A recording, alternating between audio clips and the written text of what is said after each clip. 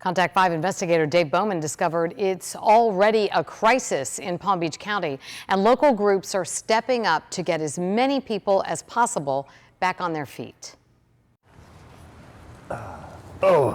This by the grace of God, man. I'm here. Robert Adams draws with the same hands he used for decades to plaster everything from parking garages to swimming pools. After turning 60, he says depression led him to turn to drugs.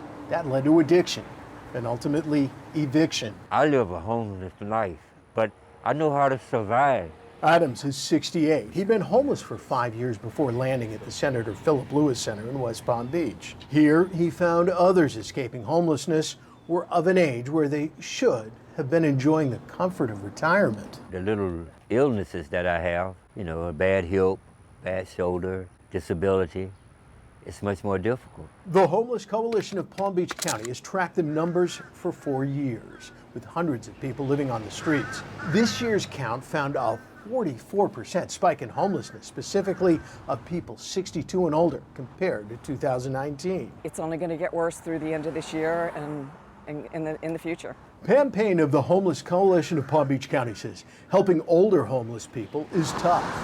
Many lived at the tent city encampment at John Prince Park in Lake Worth before the county shut it down in August.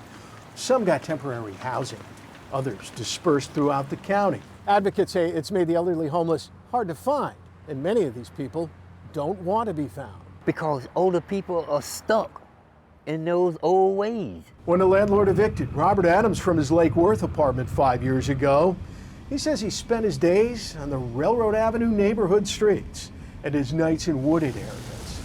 When it rained or got cold, Adams would find a grocery store dumpster and climb in. I put these around me, these cardboard boxes. I take these cardboard boxes, once I get in there, set them all around me because I'm cold. I got to a point that I really wanted to commit suicide. This woman from Belglade, who did not want to be identified, is 68. She'd been homeless for a year. She's now getting help at the Lewis Center.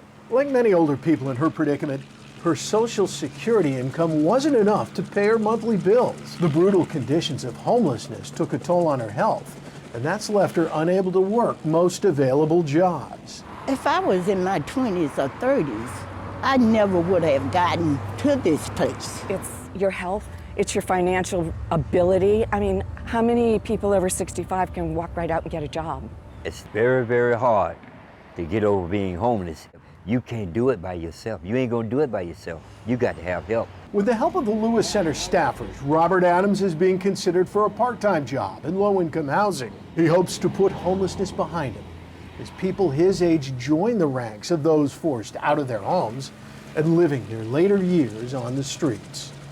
In West Palm Beach, Dave Bowman, WPTV News Channel 5.